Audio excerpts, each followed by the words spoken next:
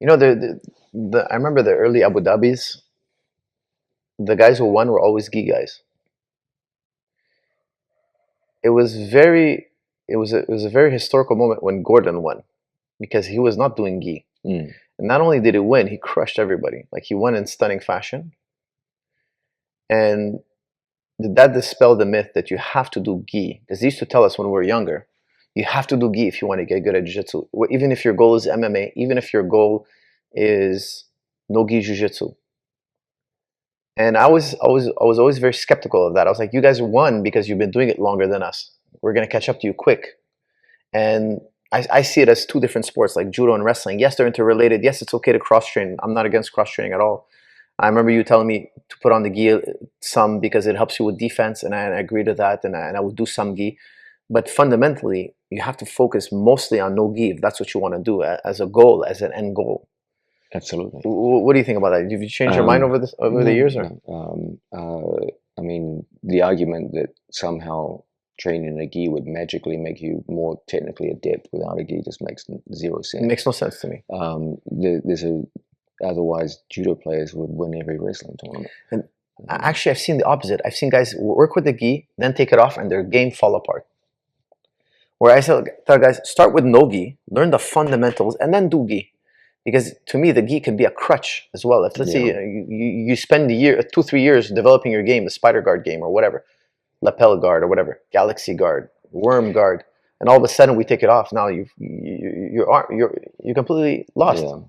There's an ironic end to the story that you just told for us. When we were young, oh sorry, I was never that young. When you were young,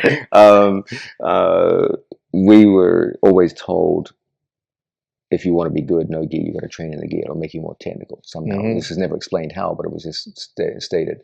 Now that Gordon has won everything, no gi, the story has changed. Now they say to him, well, the only reason you're winning is because you specialize in it, and we have to spend half of our training time in the gi. Now it seems a disadvantage. You say, wait a minute, what happened to the old story from years ago? I think it was in a way like it'll take you 20 years to catch up if there's a gi.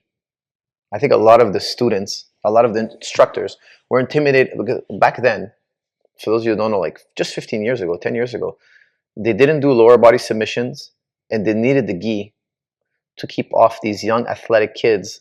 They were not only doing jiu-jitsu but also doing conditioning, because in Brazilian jiu-jitsu it was weird. There was no conditioning program. Whereas judo, wrestling, you cannot find an elite wrestling club, an elite judo club, an elite boxing club that doesn't do conditioning. Show me any combat sport other than jiu-jitsu. There's always an embedded conditioning program. They're doing abs, they're running, they're doing, but no, not in jiu-jitsu. In jiu-jitsu, you go in there, half an hour technique, 45 minutes technique, a little bit of rolling, go home, students, you're done for the day. And I feel like when MMA guys were doing jiu-jitsu, they wanted to put the gi on us because, hey, we can control them with the gi on. Without the gi, a lot of our techniques don't work. They double leg us, they get on top, and we give them a really difficult time. I remember being like a young purple belt and going with black belts and dominating them, even, winning, like, because without the gi, they couldn't use half their techniques. And now, especially with the new innovations in jiu-jitsu, it seems like it's changed. Like, you have to know these positions. So many grips, the way you guys grab from butterfly guard, etc. It's innovated. The jiu-jitsu is working without the gi, and that's what I love most. I'm not a huge fan of the gi. I'm really not a huge. You're training with the gi now once in a while still? Oh yeah. Because I mean, John knows every detail about gi. He's a gi expert. You done gi all the time. Actually, a misunderstood thing that is around 60% of the classes I taught over my career were gi classes. Yeah, I remember he would teach gi and no gi at Hensel's. Me and George would go to the no gi because we were interested in MMA. We'll do some gi. I remember I did some gi with you, but even then it was frowned upon to give belts without a gi. Yes. Now we give it freely without a gi. Yeah. But back then it was a very controversial topic. If the guy's not wearing gi, he can't promote. You can't promote this guy. But obviously we moved away from that. Yeah.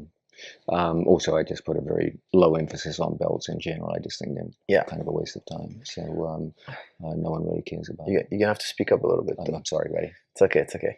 He doesn't like. I remember asking John, "Hey, John, what do we do about degrees of black belts?" I was like, we don't even talk about that. Okay, it's a non-subject. We don't talk. You got your black belt. That's it. Shut up about it. Okay, good.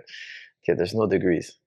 Man, there's just so much history. The Renzo Gracie Academy. There's just so much. Like, who is the most influential grappling trainer you had outside of Renzo? Because I mean, you worked with everybody from Braulio, Hodger, like the who's who of grappling, all the Gracies. I mean, you've worked with every single one of them almost. That's a great question. After Renzo, who was your biggest influence? I think it's really, I only had one true instructor, that was Renzo. Rodrigo Gracie was someone who had a big influence on me when I was beginning the sport, white and blue belt. He was the one that convinced me to work hard on butterfly guard and into X guard. And from X guard came all the entanglements that we work today. He had a big influence. Ricardo Almeida always told me, John, you're strong, but you're too stiff, and to emphasize a much more relaxed body disposition and training. He had a big influence on me in that regard.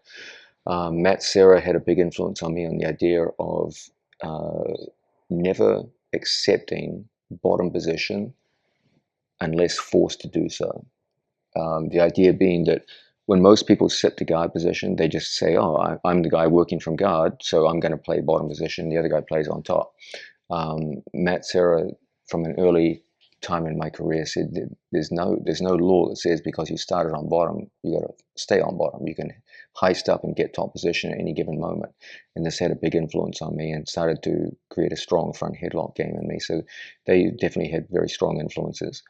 Dean Lister had a big impact on me, despite only meeting him once for a very, very short period of time. Just a very superficial conversation had a big influence on me.